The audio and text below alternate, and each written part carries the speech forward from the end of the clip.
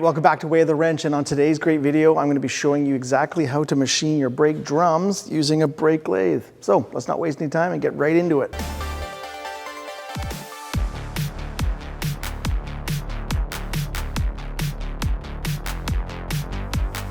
So first logical question is, why are we machining one of these drums? Well, first thing is maybe we're putting some brand new brake shoes on our vehicle and the inner surface of our drum is just not smooth. It's really rough, got some heat discoloration, etc.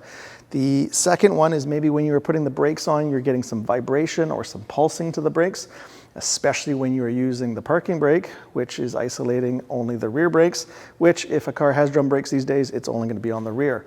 So we're fixing that warped brake drum. And if you're not sure if you have that problem, I'll post a link above for a video that will help you figure that out for your vehicle. And then lastly is if the thickness of this brake drum is thick enough, we can lightly machine it and save it from going into the landfill and saving a lot of money. These things can be $250 each, especially on a big truck like a Yukon or something like that.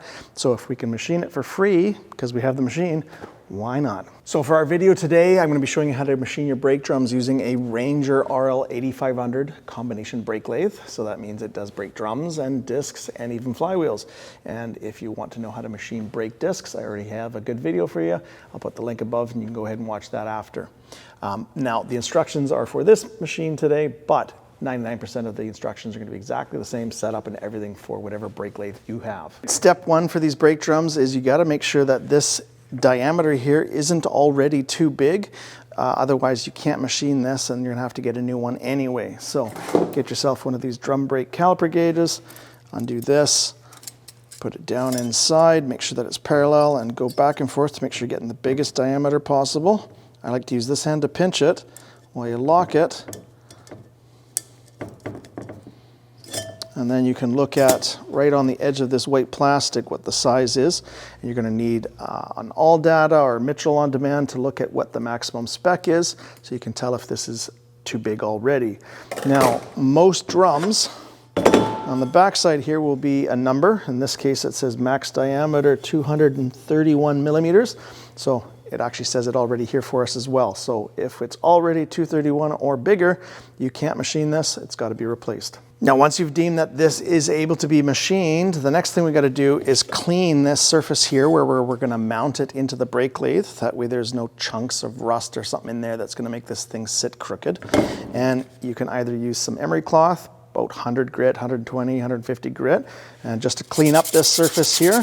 And if there's any kind of chamfer in here where the taper cone is going to sit, we need to clean that as well by hand with sandpaper. Or if you're lucky to have air in the shop, you can get one of these 90-degree air grinders with these little roll-lock disc attachments, and you can carefully clean up this surface. That way we know it's going to sit nice and true. First thing we got to do is take off this twin cutter attachment that's used for machining discs. So undo this. Take this off. Okay, and then put on your brake drum boring bar attachment so that you can machine drums. And this angle and the length of the boring bar is adjustable, which we'll probably do later. So for now, just go ahead and put this on, snug it up. So on this Ranger brake lathe, what you're looking at right here is something called a quick change adapter. Once you've initially set it up, you can do discs and drums really quite quickly. So it involves having this locator, this shaft, this spacer, there's a little anti-vibration kind of a spacer here, and then the last is the arbor nut. So once that's set up, this is how you machine the brake drums. First step is you're going to clean this surface either with your hands or a rag just to make sure that nothing is sitting there so that it's going to sit kind of at an angle when we're machining this. Okay, then we have this backing plate that basically just widens the surface area that we're going to be clamping onto. So make sure this is nice and clean with your hand or a rag, and that should fit nice and snugly on there. Wipe this surface as well. Okay, then you get your brake drum itself that you've pre-cleaned here. Make sure this is all nice and clean. And then that's going to go on like that. And you can see that this is not going to be centered. So the next part is we need one of these tapered centering cones. Make sure this is clean. And that slides in with the point towards the drum. And so now that's going to center that. Okay, and then find the appropriate size cup with spring. And essentially you want as big of a cup as you can so that you're grabbing and holding the side of the drum closest to where it's being machined so you have less vibrations. And this spring is going to push against this centering tapered cone, and that's going to help center the drum. So that goes in like that, and you should be able to tighten the nut so that this cup is going to hit the drum. If there's a gap in here, then you have to go to the other size. Okay, then we've got our locking nut.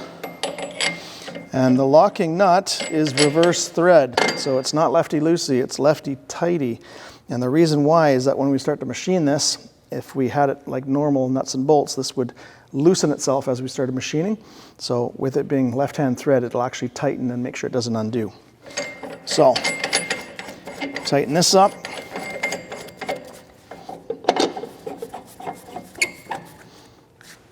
And you got a little spanner wrench here. Once again, make sure you go the right direction, which is lefty-loosey, like that.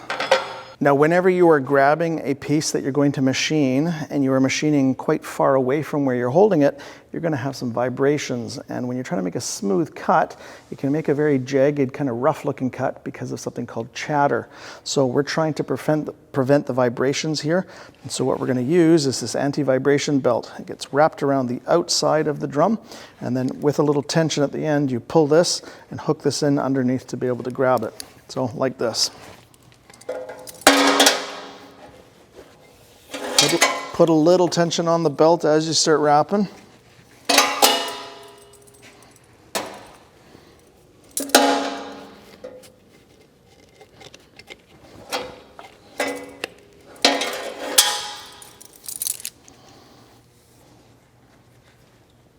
And then, like I said, when you get to the end here, put a little tension on it and then hook this underneath the last wrap of belt, and that'll keep it from undoing. Like that. And then just make sure this is sitting flat and there's no twists in it. If there is, you'll have to fix that. Now, it's a really good idea to make sure the cutter's not going to hit and turn this on so that you can see if this is really wobbly. That way, if you've done something wrong with your setup, you're going to see that right away. Now, the other thing you can do, which I'm not going to repeat in this video, is in my machining brake disc video, you can do something called a scratch test to see if your mounting is okay. And in essence, what it is once you've got it mounted, you take a scratch, just very, very lightly, and then you back the cutter off, move it about 10 mil or half an inch away from that cut, stop the machine, disassemble your setup here, and turn the drum 180 degrees and retighten it, and then repeat the scratch test really lightly. And when you look at the two scratch cuts, if they're right next to each other, then that means both of the times that setup is exactly how it needs to be. If the scratch is now kind of on the other side, then that's saying that your setup is not right. And if it's like that, you're going to machine this beautiful drum. And when you go to put it on a car, it's going to be wobbly right off the bat. So take a look at that in my other video.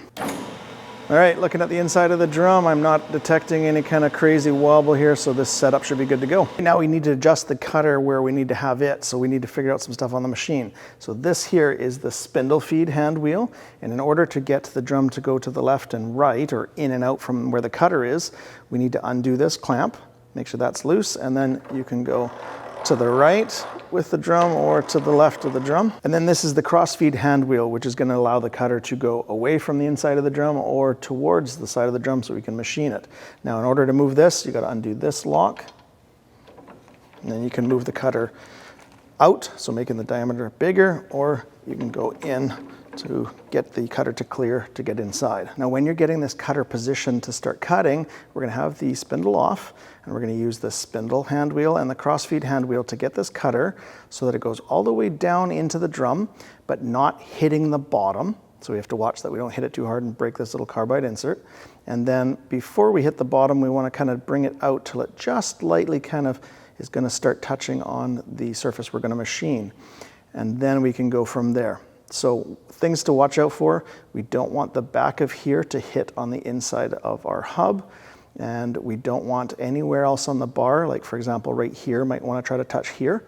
So if it's hitting here or here, we may have to actually change to a smaller hub, or we can set the angle for this to be a little different to be able to clear and do what we need to. So I've got the crossfeed pretty much maxed out this way, and I changed the angle here so the cutter has about 1 mil or 2 clearance on this diameter that we want to machine.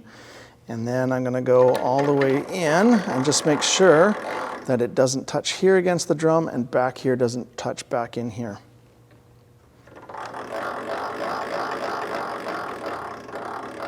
Okay, and that looks like it's going to clear, so now we can start machining. At this point, make sure you have safety glasses so you're protecting your eyes, and before you turn it on, we're going to make sure that this toggle switch is in the middle, so it's not on drum feed and it's not on rotor feed, and go ahead and turn it on. All right, I'm going to loosen the lock nut on the cross-feed micrometer dial here so that we can make micro adjustments and know how much we're cutting off. And I'm going to go this way, counterclockwise with this cross-feed wheel, and I'm going to slowly go out and listen for scratching sounds, and as soon as I hear it touching, that's our first cut.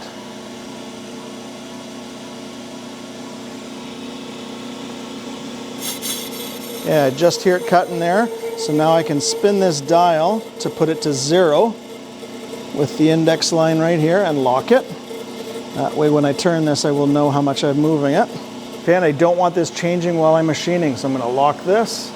Okay, I'm going to make sure this is undone, and then I'm going to use the spindle feed hand wheel to go with the cutter to the left until it just starts touching the bottom of the hole so that I'm at the start of my cut. Okay, it's just touching there, and I'm going to leave this lock nut loose because when we engage the feed for the drum machining, we want this to be able to move freely. All right, at this point, you're going to set your feed speed, and for a good finish cut, about 5 or 6 works good for me. If you're starting your cut and you notice that it's definitely not going to be enough and you're going to have to do another cut, you can crank this up to 10 and speed that up. Just make sure you slow it down for your final cuts.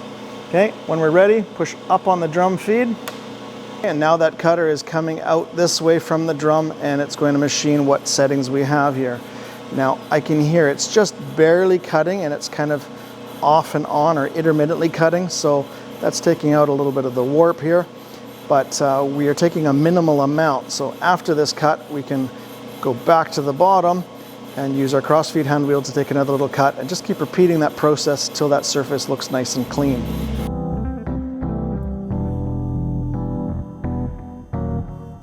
Okay, once the cutter is off the part and you don't hear any machining, go ahead and shut your feed off first, and then inspect your cut. Okay, looking at this cut, you can see this is the nice smooth surface that we're looking for, and you can see there's a little bit of an undercut and a lip, so this still has some more to go. And that intermittent cutting we heard, if you take a look at the other side, you can see it only just barely cleaned up. There's a lot of stuff that it did not cut out yet, so this is going to need a couple more cuts. Okay, so since we need another cut, we're going to go ahead and turn it back on. We're going to feed the cutter back into the drum to the bottom.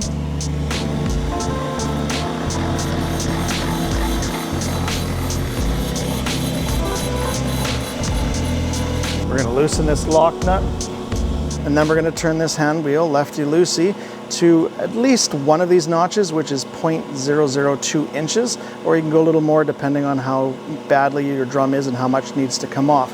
But you can always take another couple cuts. If you cut too much and make the hole too big, then this is going in the garbage. So I recommend just taking your time. So let's go 1 notch. Don't forget to lock this again, and then go ahead and turn your drum feed back on. Now, as a little side note, it's a lot harder to look in here to see what's being cut, so just take a look at the opposite side, and then you'll see your clean machined line with the stuff that hasn't been cut on the other side. And if you really can't see it, with it off, you can take a Sharpie and kind of darken that area, and then you'll really see where you're freshly machining.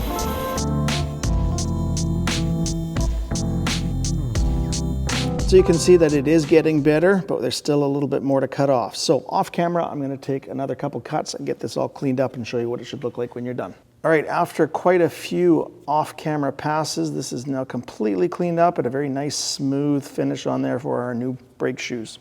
So go ahead and take this off.